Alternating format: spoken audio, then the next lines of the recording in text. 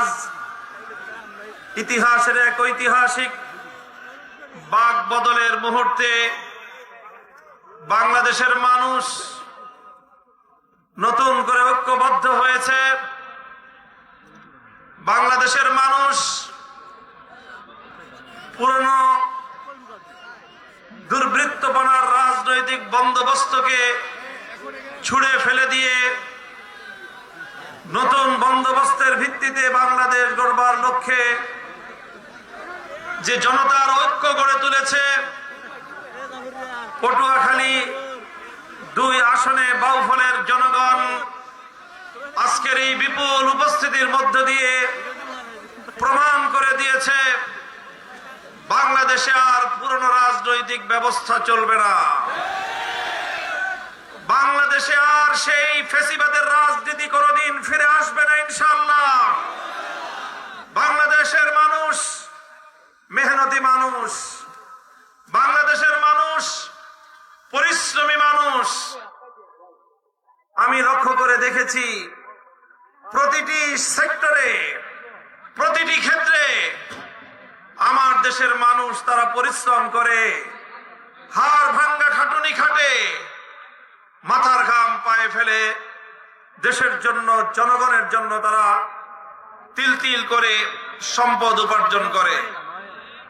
যারা কৃষক তারা ভোর 4টা-5টায় ঘুম থেকে উঠে ফসলের মাঠে যায়, দিনভর রোদে পুড়ে বৃষ্টিতে ভিজে মাঠে সোনার ফসল ফলায়। যারা শ্রমিক তারা ঘাম ঝরানো শ্রম দেয়। রিক্সাওয়ালা মেহনতি মানুষ তারা অক্লান্ত পরিশ্রম করে সামান্য সামান্য পয়সা উপার্জন করে। বাংলাদেশ থেকে প্রবাসে যাওয়া আমাদের রেমিটেন্স যোদ্ধারা 8 ঘন্টার বদলে 10 ঘন্টা, 12 ঘন্টা, 16 ঘন্টা পর্যন্ত তারা পরিশ্রম করে। স্বপ্ন একটাই, তারা বিদেশ থেকে রেমিটেন্স পাঠায়, প্রবাস থেকে রেমিটেন্স পাঠায়, পরিবার একটু সুখ স্বাচ্ছন্দ্যে থাকবে, বাংলাদেশের ভাগ্যের পরিবর্তন হবে। এই স্বপ্ন নিয়ে কৃষক, শ্রমিক, মজদুর, মেহনতি মানুষ, প্রবাসী আমাদের ভাইয়েরা বোনেরা এইভাবে এই দেশটার জন্য তারা তাদের শুধু ঘাম ঝরানো নয়, রক্ত পানি করে তারা তিল তিল করে পয়সা উপার্জন করে। অথচ বিগত 54 বছর আমরা দেখেছি আমাদের এই মেহনতি মানুষের কষ্টার্জিত সম্পদ শাসক গোষ্ঠী শাসনের চেয়ারে বসে জনগণের সম্পদ দিয়ে দেশকে উন্নয়নের বদলে নিজেদের ব্যক্তি এবং দলের ভাগ্য গড়বার জন্য বিদেশগুলোতে বিভিন্ন দেশে তারা বেগম পাড়া গড়ে তোলে, লুটপাট চালায়। আর বাংলাদেশের মেহনতি মানুষের কপালে, আমার বাংলাদেশের নীতিবান মানুষের কপালে বারবার দুর্নীতিতে বিশ্ব চ্যাম্পিয়ন হওয়ার কলঙ্কের তিলক কেটে দেয়। এদেশের মানুষ অনেক শ্রম দিয়েছে, অনেক রক্ত দিয়েছে, অনেক জীবনের বিনিময়ে বাংলাদেশ আজ এ পর্যায়ে এসে উপনীত হয়েছে। বাংলাদেশের মানুষ বারবার আধিপত্যবাদের বিরুদ্ধে লড়াই করেছে। বাংলার মানুষ একবার ব্রিটিশ বেনিয়া আধিপত্যবাদের বিরুদ্ধে লড়াই করেছে। বাংলার মানুষ কলকাতার দাদাবাবুদের আধিপত্যবাদের বিরুদ্ধে লড়াই করেছে। বাংলার মানুষ পশ্চিম পাকিস্তানি খান পাঠানদের আধিপত্যবাদের বিরুদ্ধে লড়াই করেছে। তিনটি আধিপত্যবাদকে পরাস্ত করে বাংলার পূর্ব দিগন্তে স্বাধীনতার লাল টুকটুকে সূর্য উদিত হয়েছে। এরপরে দেশের মানুষ সেই লাল সূর্যকে বুকের রক্ত দিয়ে সবুজ পতাকার মধ্যখানে বৃত্ত আকারে বন্দী করে লাল সবুজের পতাকা নিয়ে বিশ্ব দরবারে মাথা তুলে দাঁড়াবার জন্য চেষ্টা করেছে। দুর্ভাগ্যজনকভাবে স্বাধীনতার পর থেকে বাংলাদেশের মানুষের রক্তে রাঙা সেই স্বাধীনতার সুফল এদেশের মানুষ ঘরে তুলতে পারে নাই। শাসক গোষ্ঠীর ব্যর্থতার কারণে, শাসক গোষ্ঠীর দুর্নীতির কারণে, শাসক গোষ্ঠীর চুরি এবং লুটপাটের কারণে বাংলাদেশের মানুষ কাঙ্ক্ষিত উন্নতি অর্জন করতে পারে নাই। আমাদের বাংলাদেশ এখনো পর্যন্ত সেই পর্যায়ে উপনীত হতে পারে নাই। আমাদেরকে শুধুমাত্র কথার ফুলঝুরি শোনানো হয়েছে, আমাদেরকে শুধুমাত্র উন্নয়নের রোল মডেলের গাল গল্প শোনানো হয়েছে। এই সকল গাল গল্প শুনিয়ে শুনিয়ে 30 লক্ষ কোটি টাকা বাংলাদেশ থেকে পাচার করা হয়েছে। সেই টাকাগুলো যদি পাচার না করা হতো, আমার দেশের মেহনতি মানুষের এই কষ্টার্জিত পয়সা দিয়ে বাংলাদেশ সিঙ্গাপুরের মতো উন্নত দেশে পরিণত হতে পারত, পারে নাই। কারণ আমরা জনগণ সৎ থাকলে কি হবে, আজও পর্যন্ত দেশের মানুষের ভাগ্যে নীতিবান দুর্নীতিমুক্ত বাংলার মানুষের ভাগ্য গড়ার জন্য উপযুক্ত কোন শাসক গোষ্ঠী আমরা নির্বাচন করতে পারি নাই। বরং দীর্ঘ 15টা বছর আমরা শোষিত হয়েছি, গুম খুনের শিকার হয়েছি। আলেম ওলামা সহ এদেশের ইসলামী নেতৃত্বকে ধরে ধরে ফাঁসির কাস্টে ঝুলানো হয়েছে, এদেশের মায়ের বুক খালি করা হয়েছে, এদেশের যুবকদেরকে গুম করে করে বাংলার মাটিকে শ্মশানে পরিণত করা হয়েছে। যখন নির্যাতনে এদেশের মানুষের পিঠ দেয়ালে ঠেকে গেল, এদেশের মানুষ যখন পিঠ দেয়ালে ঠেকে গেল, সর্ববৃহৎ রাজনৈতিক দলের কাছ থেকে আমরা বারবার হতাশ হলাম। ঈদের পরে নির্বাচন, ঈদের পরে আন্দোলন হবে, ঈদের পরে আন্দোলন হবে, ঈদ আর আসলো না। বৃহৎ রাজনৈতিক দলগুলোর পক্ষ থেকে এদেশের মানুষ আর কোন স্বৈরতন্ত্রের বিরুদ্ধে লড়াকু কোন আন্দোলনও দেখতে পেল না। শেষ পর্যন্ত শিক্ষাঙ্গনগুলো থেকে আমার ছাত্র জনতা বেরিয়ে আসলো, স্কুল থেকে আমার সন্তানেরা বেরিয়ে আসলো, কলেজ থেকে আমাদের ভাইয়েরা বেরিয়ে আসলো, আলিয়া মাদ্রাসা, কওমি মাদ্রাসা থেকে আমাদের সোনার সন্তানরা রাজপথে নেমে আসলো। প্রতিটি বিশ্ববিদ্যালয় আন্দোলনের দাবানলে পরিণত হলো। ছাত্র জনতা হাজার হাজার বুকের তাজা রক্ত দিয়ে বাংলার মাটিকে পুত পবিত্র করলো। এইভাবে ছাত্রদের নেতৃত্বে এক অভূতপূর্ব বিপ্লবের মধ্য দিয়ে বাংলাদেশ ফ্যাসিবাদ মুক্ত হলো। তখন তো কেউ প্রশ্ন করে নাই এত বড় আন্দোলন হচ্ছে, এর প্রধান নেতাকে।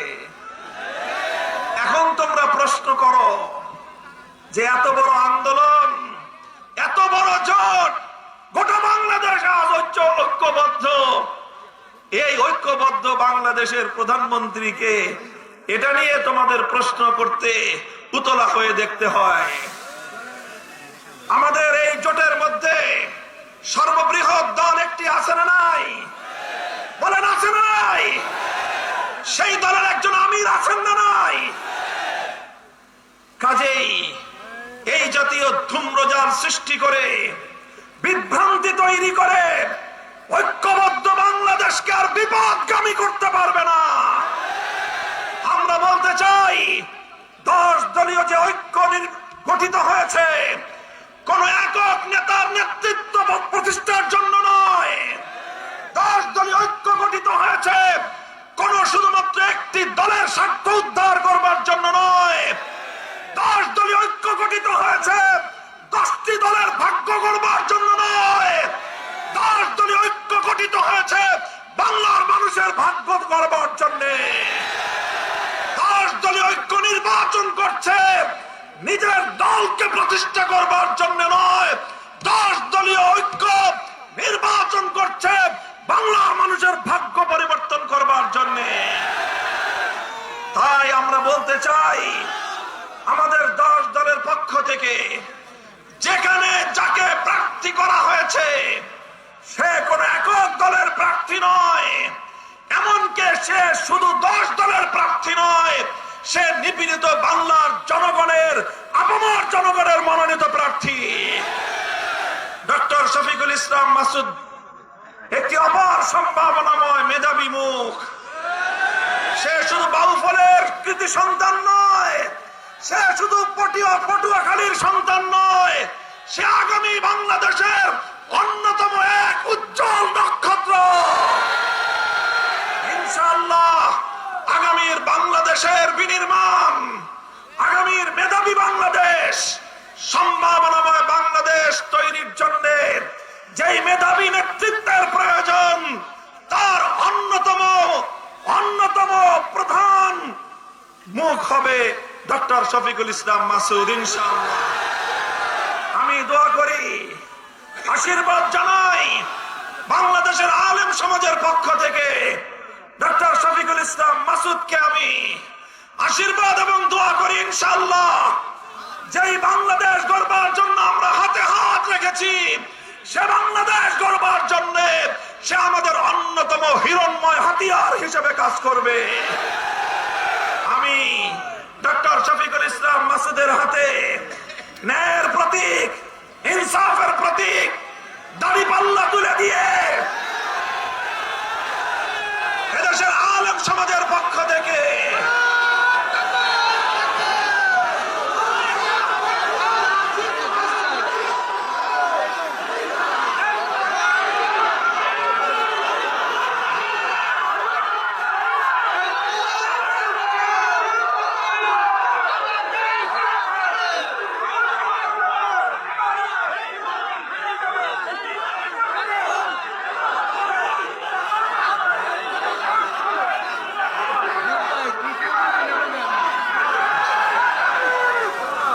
ইনশাআল্লাহ মনে রাখবেন, কোন কোন আসনে আমাদের এক এক আসনে প্রতীক এক একটা হতে পারে। আমরা 10টি দল, আমাদের দলীয় নাম ভিন্ন হতে পারে, কিন্তু আজকে বাংলাদেশকে নতুন ভাবে তৈরির জন্য পরিবর্তনের যেই ধারা জুলাই বিপ্লবের মাধ্যমে সূচিত হয়েছে, জুলাই বিপ্লবের মাধ্যমে সূচিত সংস্কার এবং সেই পরিবর্তনের ধারাকে সফলতার দ্বার প্রান্তে উপনীত করার জন্য আগামী 12ই ফেব্রুয়ারির ত্রয়োদশ জাতীয় সংসদ নির্বাচনে 10 দলীয় ঐক্যের প্রার্থীদেরকে নির্বাচিত করতে হবে, ভোট দিতে হবে এবং তাদের গলায় বিজয়ের মালা তুলে দিতে হবে। ইনশাআল্লাহ আমি আশ্চর্যান্বিত হয়ে লক্ষ্য করছি, 10 দলীয় ঐক্যের অধীনে, 10 দলীয় ঐক্যের নেতৃত্বে মুক্তিকামী বাংলার মানুষ আজ যেভাবে মাঠে ময়দানে ঝাঁপিয়ে পড়েছে, জনতার যে বাঁধ ভাঙ্গা স্রোত শুরু হয়েছে, এটা দেখে আধিপত্যবাদী শক্তি এবং তাদের বাংলাদেশি এজেন্টদের মাথা খারাপ হয়ে গিয়েছে।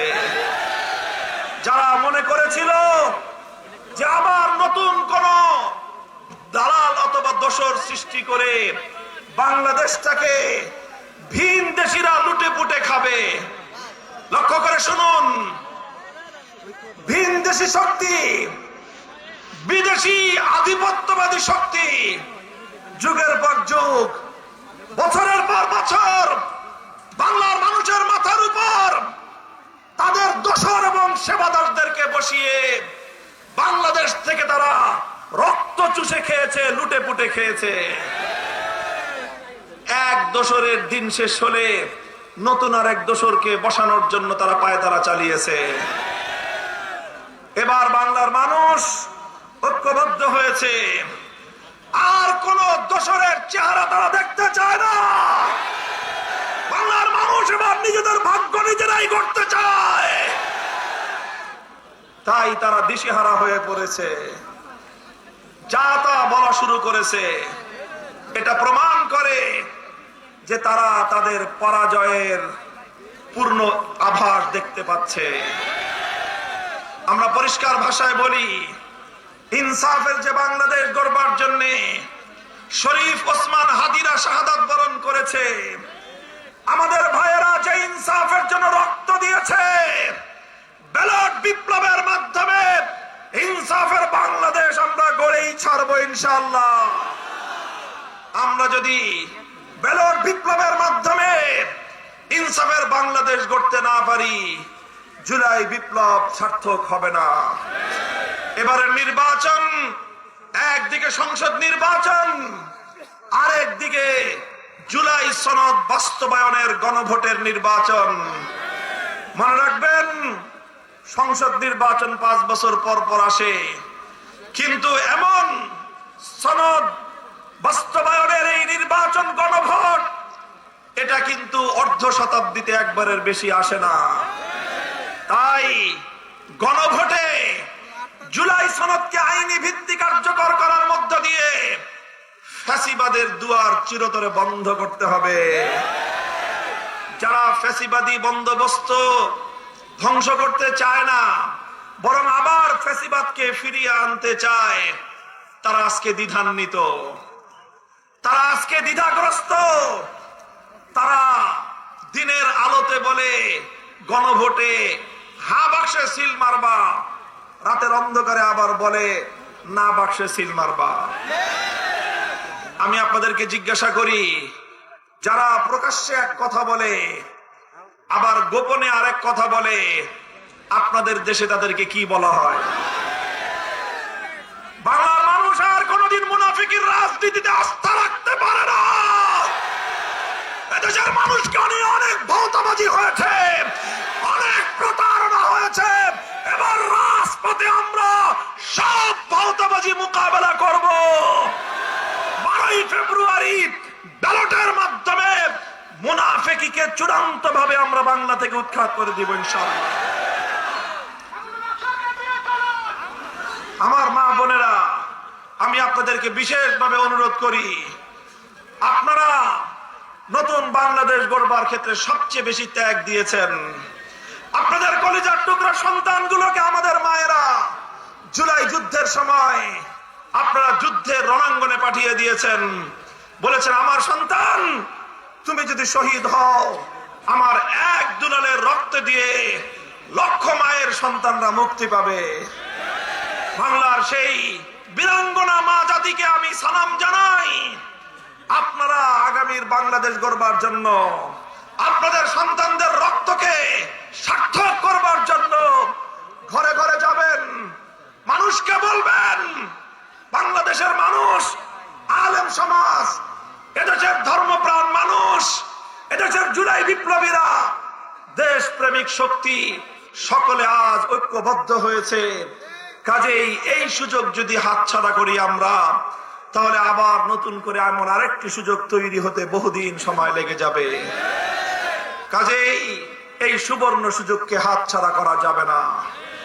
বাংলাদেশ জামাতে ইসলামী, জাতীয় নাগরিক পার্টি এনসিপি, বাংলাদেশ খেলাফত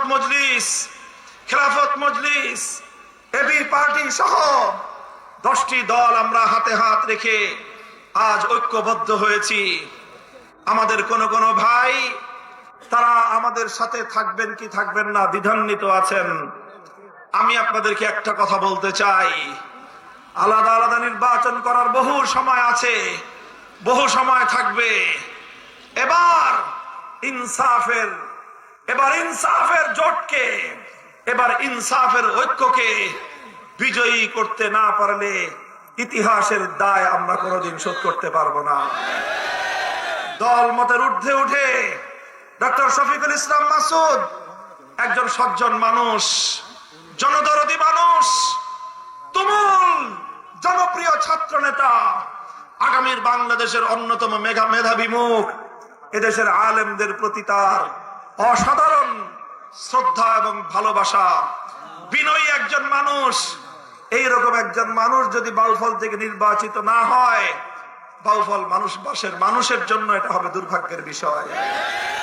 তাই আমি সকল আলেম ওলামাদেরকে, ইমাম সাহেবানদেরকে, সকল ধর্মপ্রাণ মানুষকে, ধর্মবর্ণ নির্বিশেষে, হিন্দু বৌদ্ধ খ্রিস্টান সকলকেই আমি আমার উদাত্ত আহ্বান জানাবো, আপনারা সকলেই ঐক্যবদ্ধ হয়ে ডক্টর শফিকুল ইসলাম মাসুদকে নির্বাচিত করবেন ইনশাআল্লাহ। আমি আপনাদেরকে কথা দিচ্ছি, আমরা ইনসাফের উন্নত সমৃদ্ধ বাউফল উপহার দেব ইনশাআল্লাহ।